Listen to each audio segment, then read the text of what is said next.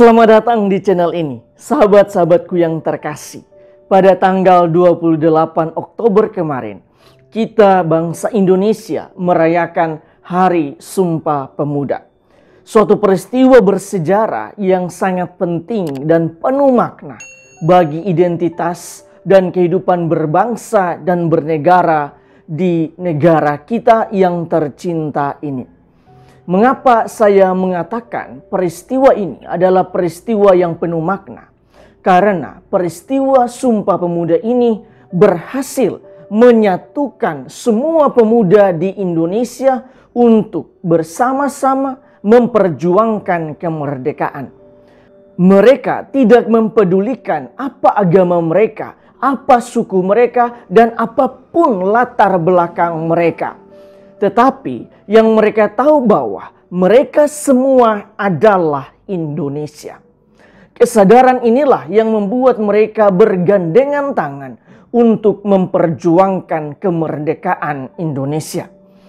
Ada sebuah kata-kata indah yang saya temukan ketika menulis permenungan ini, yaitu saya Indonesia, kamu Indonesia, dia Indonesia, mereka Indonesia. Kita memang besar di lingkungan yang berbeda, tetapi Indonesia adalah kita.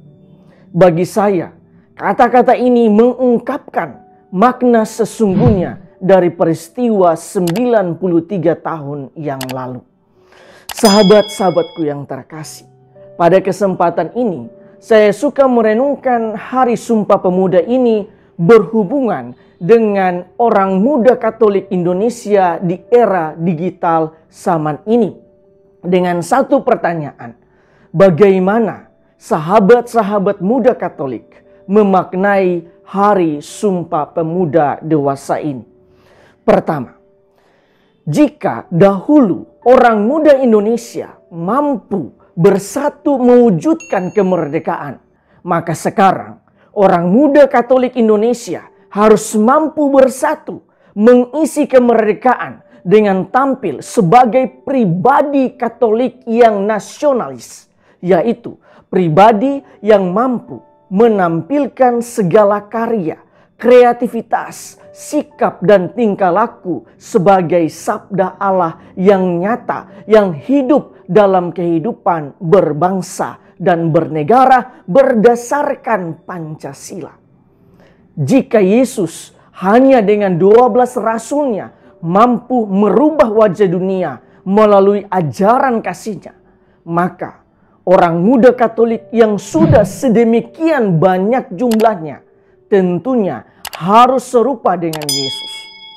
Ketika orang muda mampu mengasihi, memaafkan, memberkati dan berbagi dengan tulus hati, maka inilah kesuksesan orang muda Katolik sebagai warga negara dan warga gereja yang membawa perubahan bagi negara kita menuju Indonesia tangguh, Indonesia maju, Indonesia tumbuh.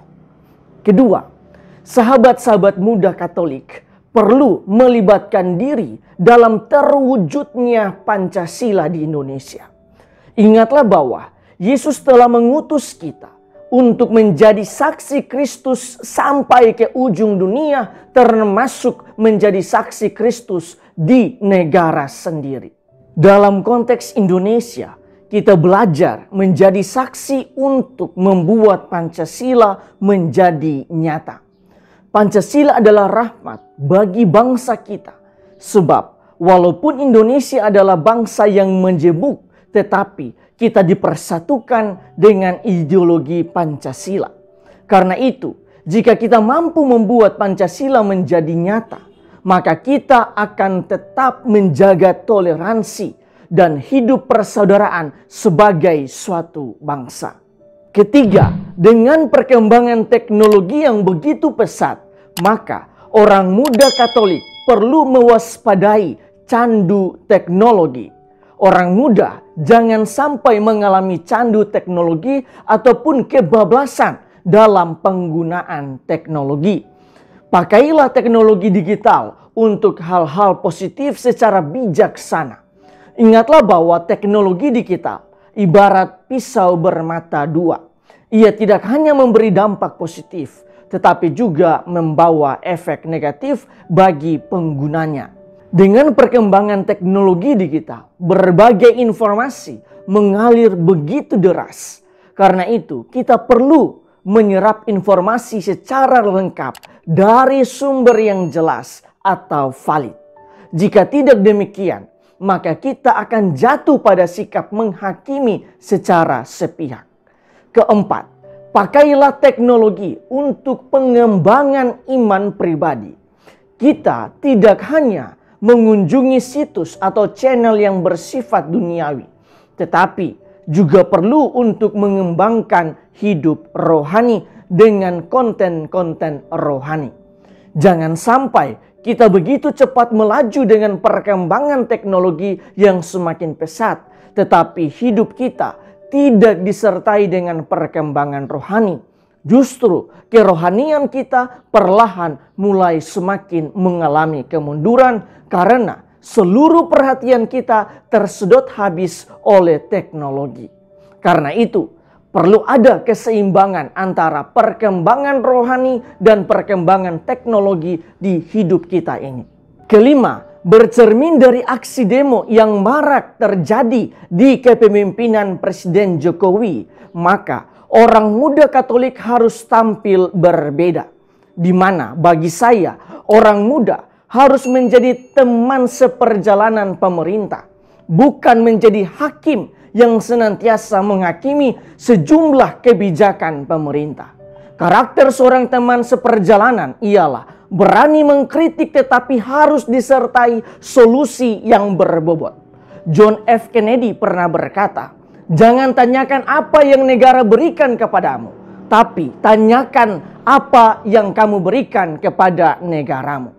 Karena itu, kita tidak hanya sekedar mengkritik tetapi perlu disertai dengan solusi.